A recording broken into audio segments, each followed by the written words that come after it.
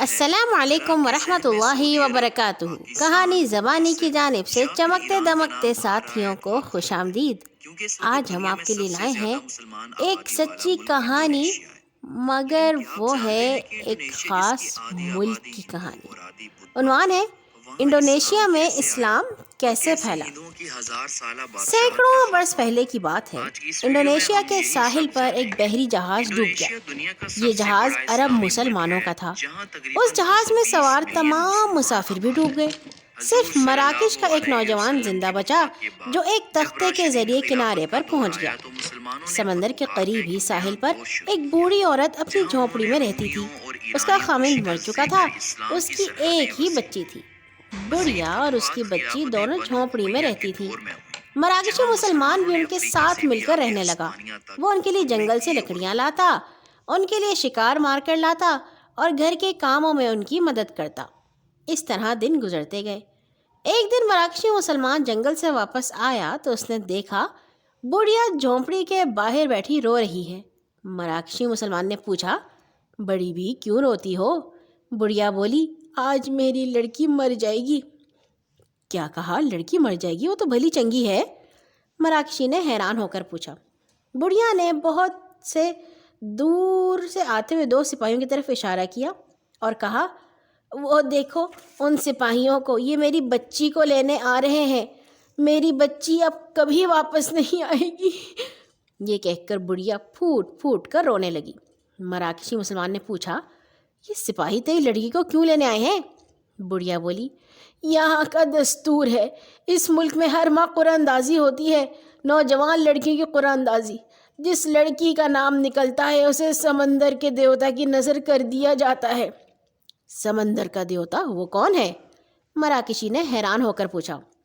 بڑھیا بولی، وہ سمندروں کا حاکم ہے، پانی کا مالک ہے، سارے سمندروں پر اسی کی حکومت ہے، وہ بہت بڑا اژدہا ہے۔ غلط، بالکل غلط، مراکشی بولا۔ خشکی ہو یا تری، ہر جگہ کا حاکم فقط اللہ ہے۔ ہواؤں کا بھی وہی مالک ہے، فضاؤں کا بھی وہی مالک ہے، وہ کل کائنات کا رب ہے، وہ تمام جہانوں کا رب ہے۔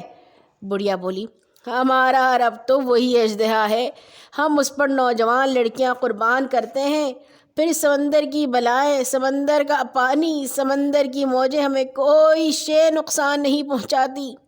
توبہ توبہ، مراکشی بولا، یہ سب کفر اور شرک کی باتیں ہیں۔ بڑی بھی سنو، ایک کام کرو، اپنی لڑکی کو کہیں چھپا دو، اس کے زنانہ کپڑے مجھے پہنا دو اور مجھے سپاہیوں کے ساتھ بھیج دو۔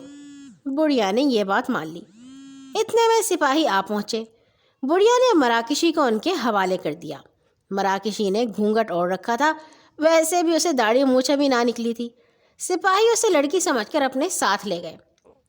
سمندر کے کنارے ایک پرانا مندر تھا۔ رات کے سناٹے میں سپاہی مراکشی کو وہاں چھوڑ آئے۔ اس ویرانے میں وہ اکیلا تھا۔ اس کے ہونٹوں پر سورہ توبہ کی آیات تھیں۔ ماحول بڑا ڈراؤنا تھا، مگر اس کا دل بالکل مطمئن اور ہر قسم کے خوف و خطرے سے آزاد تھا۔ جب آدھی رات گزر گئی تو دور سمندر کی طرف سے خوفناک آوازیں آنے لگیں۔ مراکشی تلاوت میں مصروف رہا۔ اس نے دیکھا ایک خوفناک اژدہا آہستہ آہستہ کنارے کی طرف آ رہا ہے۔ مراکشی بالکل نہ ڈرا، وہ مسلمان تھا، مسلمان اللہ کے سوا کسی سے نہیں ڈرتے۔ وہ اژدہا کنارے پر آ کر رک گیا۔ مراکشی سورہ توبہ پڑھتا رہا۔ اژدہا کچھ دیر کھڑا رہا، پھر تیزی سے پیچھے ہٹا اور غائب ہو گیا۔ صبح ہوئی۔ مراکشی نے سمندر کے پانی سے وضو کیا، نہایت اطمینان سے فجر کی نماز پڑھی۔ اتنے میں راجا کے سپاہی آ گئے اور اسے زندہ دیکھ کر بڑے حیران ہوئے اور اسے پکڑ کر راجا کے پاس لے گئے۔ راجا بھی بہت حیران ہوا، پوچھا، تمہیں دیوتا نے کچھ نہیں کہا؟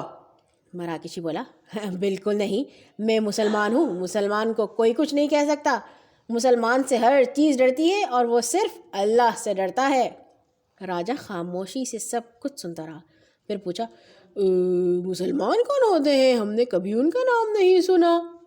مراکشی بولا، ہم مسلمان ایک اللہ کو مانتے ہیں جو تمام جہانوں کا پروردگار ہے، خشکی اور تری کا مالک ہے، قیامت کے دن کا مالک ہے، ہم اسی کی عبادت کرتے ہیں، صرف اسی سے مدد چاہتے ہیں۔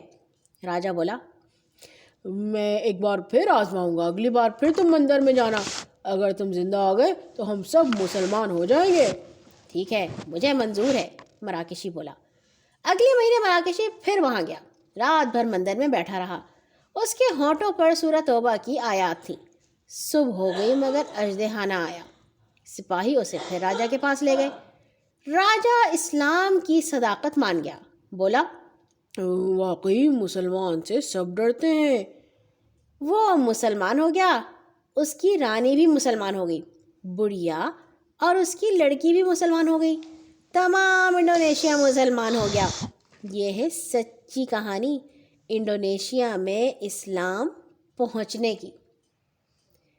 اور یہ کہانی ہمیں ملی ہے سفر نامہ ابن بطوطہ سے، اور اسے آپ کے لیے لکھا ہے خواجہ عابد نظامی نے۔ کل آئیں گے انشاءاللہ ایک اور نئی کہانی کے ساتھ۔ کہانی زبانی سے رابطے کا نمبر ہے 0309744445۔ اللہ حافظ۔